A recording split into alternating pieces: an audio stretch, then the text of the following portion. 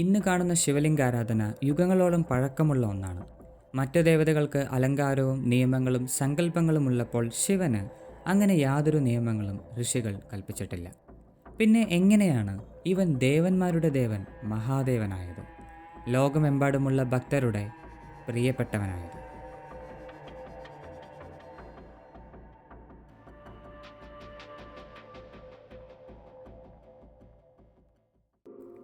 ബ്രഹ്മദേവനെയും നാരായണനെയും അറിയുന്ന പോലെ എല്ലാ സന്യാസികൾക്കും അന്ന് ശിവനെ അറിയില്ലായിരുന്നു.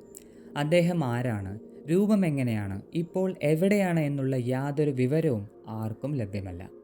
പ്രപഞ്ചത്തിൻ്റെ ഒരു വിഷയത്തിലും ഇടപെടാതെ സ്വതന്ത്രനായി ഒരു ഭിക്ഷക്കാരനായി 3 ലോകങ്ങളും അവൻ അലഞ്ഞു തിരിഞ്ഞിരുന്നു. അങ്ങനെയാണ് ഒരു ദിവസം ശിവപാദങ്ങൾ ഈ ഭൂമിയിലും എത്തിച്ചേർന്നത്.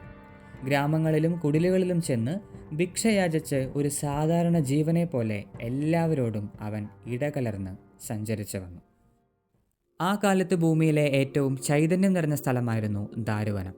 ഈ വനത്തിലെ എല്ലാവരും ആത്മീയതയുടെ ഉന്നതിയിൽ എത്തിച്ചേർന്നവരാണ്. പുരുഷന്മാരും സ്ത്രീകളും ഒരുപോലെ ഏകാഗ്രമായി ഭക്തിയിലും വേദപഠനത്തിലും ശ്രദ്ധ കേന്ദ്രീകരിച്ചിരുന്നു. അവിടേക്കാണ് മഹാദേവൻ നഗ്നനായി ശരീരമാസകലം ഭസ്മം തൂകി ഒരു ഭിക്ഷാടകനെ പോലെ എത്തിച്ചേരുന്നത്. അദ്ദേഹത്തെ കണ്ട അടുത്ത നിമിഷം അവിടെയുള്ള കുട്ടികൾ ഭയന്ന് ഓടാൻ ആരംഭിച്ചു. മൃഗങ്ങളാകട്ടെ ഒച്ചയിട്ട് അദ്ദേഹത്തിൽ നിന്നും മാറി നിൽക്കാൻ ആരംഭിച്ചു. വന്നിരിക്കുന്നത് ശിവനാണെന്ന് അവിടെയുള്ള തേജസ്സുള്ള ഋഷികൾക്ക് പോലും അറിയാൻ കഴിഞ്ഞിരുന്നില്ല. അദ്ദേഹത്തിൻ്റെ രൂപം അറപ്പുണ്ടാക്കുന്ന ഒന്നായതുകൊണ്ട് എത്രയും പെട്ടെന്ന് ആ വനത്തിൽ നിന്നും അകറ്റാനാണ് അവരെല്ലാവരും ആഗ്രഹിച്ചത്. അതൊരു ഭിക്ഷാടകനായതുകൊണ്ട് ചിലപ്പോൾ ഭക്ഷണം ലഭിച്ചാൽ അവിടുന്ന് തിരിച്ചു പോകാൻ എല്ലാ സാധ്യതയുമുണ്ട്. എന്നാൽ പിന്നെ അങ്ങനെ ആവട്ടെ എന്ന് അവരും തീരുമാനിച്ചു. തൻ്റെ പത്നികളോട് ഉണ്ടാക്കിയ ഭക്ഷണത്തിൻ്റെ ഒരു പങ്ക് ആ ഭിക്ഷാടകനും നൽകി വരാൻ ഋഷികൾ നിർദ്ദേശിക്കുകയുണ്ടായി. എന്നാൽ അപ്പോൾ ഋഷികൾക്ക് കാണേണ്ടി വന്നത് മറ്റൊരു കാഴ്ചയാണ്. ഭക്ഷണം നൽകാൻ ചെന്നവരുടെ പത്നികൾ ശിവനിലേക്ക് ആകൃഷ്ടരായിരിക്കുന്നു. അദ്ദേഹത്തെ യാതൊരു മടിയും കൂടാതെ സ്പർശിക്കാനും ആലിംഗനം ചെയ്യാനും ആരംഭിച്ചിരിക്കുന്നു. നിത്യവും ഈശ്വരനെ പ്രാർത്ഥിച്ച് കഠിന നിഷ്ഠയോടെ ജീവിക്കുന്ന തൻ്റെ പത്നികൾ വെറുമൊരു ഭിക്ഷാടകനെ കണ്ട് മയങ്ങിപ്പോയിരിക്കുന്നു. അവർക്കത് സഹിക്കാവുന്നതിലും അപ്പുറമാണ്. വന്നത് തീർച്ചയായും ഏതോ മായാജാലക്കാരനായിരിക്കണം, അല്ലെങ്കിൽ ഏതോ ദുഷ്ടശക്തി. ഇത്രയും വലിയ പാപം ചെയ്ത ഈ ഭിക്ഷുവിനെ ശപിച്ചിട്ട് തന്നെ കാര്യമുള്ളൂ എന്ന് അവരും തീരുമാനിച്ചു. നിന്റെ ലിംഗം ഈ ക്ഷണം തന്നെ മുറിഞ്ഞു വീഴട്ടെ. നീ ചെയ്ത ഈ കൊടും പാപത്തിന് ഇതാണ് നിന്റെ ശിക്ഷ. ഋഷികളുടെ ശാപം ഏൽക്കുകയും ശിവന്റെ ലിംഗം ആ നിമിഷം തന്നെ മുറിഞ്ഞു വീഴുകയും ചെയ്തു.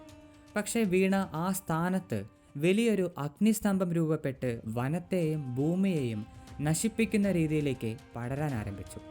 പെട്ടെന്ന് ഋഷികൾക്ക് കോപം മാറി സംശയമായി. ഇതാരാണ്? ഒരു ഭിക്ഷക്കാരനാണെന്ന രൂപത്തിൽ കാണുമെങ്കിലും ഉള്ളിൽ മറ്റാരോ ആണ്. ഈ നിസാര ജീവിക്ക് എങ്ങനെയാണ് ഇത്രയും ശക്തിയുള്ള തപാഗ്നി സൃഷ്ടിക്കാൻ സാധിച്ചത്? എവിടെയോ തെറ്റുപറ്റിയിരിക്കുന്നു. ഭയന്ന് വിറച്ച ഋഷികൾ ഉടനെ തന്നെ ബ്രഹ്മദേവനെ ധ്യാനിച്ച് ഉത്തരം അന്വേഷിച്ചു. ബ്രഹ്മദേവൻ ആ സത്യം പറയുകയും ചെയ്തു. വന്നിരിക്കുന്നത് ഭിക്ഷുവല്ല, ഈ പ്രപഞ്ചത്തിൻ്റെ നാഥനായ സംഹാരമൂർത്തിയായ ശിവനാണ്. ആ പേര് കേട്ട അടുത്ത നിമിഷം ഋഷികൾക്ക് അവരുടെ തെറ്റ് മനസ്സിലായി. അവർ എത്ര വലിയ പാപമാണ് ചെയ്തിരിക്കുന്നതെന്ന് ഓർത്ത് വല്ലാതെ വിഷമിക്കുകയും ചെയ്തു. ഉടനെ തന്നെ ശിവന്റെ കാലിൽ വീണ് അവർ മാപ്പപേക്ഷിച്ചു. ഋഷികൾ ഒരുപാട് സങ്കടപ്പെടുന്നത് കണ്ടപ്പോൾ ശിവന്റെ മനസ്സും കൂടെ അലിഞ്ഞുപോയി. തൻ്റെ ഉഗ്രരൂപത്തിൽ അവർക്ക് ദർശനം നൽകി ഇങ്ങനെ അനുഗ്രഹിച്ചു. നിങ്ങൾ ഉയർന്ന സാധകരാണ്, പക്ഷേ മനസ്സ് തെളിമയുള്ളതായിരുന്നില്ല. അതിനാണ് നമുക്ക് ഇങ്ങനെ പ്രവർത്തിക്കേണ്ടി വന്നത്. നിങ്ങളുടെ ശാപത്തെ ഞാൻ പൂർണ്ണമായും ബഹുമാനിക്കുന്നു. വീണുപോയ ലിംഗത്തിൻ്റെ രൂപത്തിൽ തന്നെ ആയിക്കോട്ടെ ഇനി എനിക്കുള്ള പൂജയും ആരാധനയും. ഇനി വരുന്ന യുഗങ്ങളും എന്നെ ലിംഗരൂപത്തിൽ ആരാധിച്ചാൽ മാത്രമേ ഫലം ലഭിക്കുകയുള്ളൂ, എൻ്റെ അടുത്തേക്ക് എത്താനും സാധിക്കുകയുള്ളൂ. ആ ദിവസം മുതലാണ് പ്രപഞ്ചം ശിവനെ ലിംഗരൂപത്തിൽ ആരാധിക്കാൻ ആരംഭിച്ചത്. വിഗ്രഹങ്ങളോ അലങ്കാരങ്ങളോ ഇല്ലാതെ തന്നെ ആദ്യമായി പ്രീതിപ്പെടുത്തിയ ഋഷികളോടുള്ള ബഹുമാന സൂചകമായി കൂടെയാണ് ശിവൻ ലിംഗരൂപത്തിൽ ആരാധിക്കപ്പെടാൻ ഇഷ്ടപ്പെടുന്നത്. താൻ ഈശ്വരനാണെന്നുള്ള ചിന്ത അവനില്ല. ദേവൻ, അസുരൻ, മനുഷ്യൻ, മൃഗങ്ങൾ, പക്ഷികൾ എല്ലാം അവൻ്റെ ഉള്ളിൽ ഒരുപോലെ തുല്യത അർഹിക്കുന്നവരാണ്. ഈ കഥയിലൂടെ മറ്റൊരു കാര്യവും നമുക്ക് മനസ്സിലാക്കാം. നിത്യസാധകർക്കും സാധനയിൽ മുഴുകുന്നവർക്കും ഒരു പ്രത്യേക സ്ഥാനം തന്നെ ശിവൻ തൻ്റെ ഹൃദയത്തിൽ നൽകുന്നുണ്ട്. ശിവപുരാണത്തിലെ ആദ്യത്തെ കഥയിൽ തന്നെ നിത്യസാധകരുടെ മഹിമയുടെ സന്ദേശം ലോകത്തിന് അവൻ എടുത്തുകാട്ടുകയും ചെയ്തു.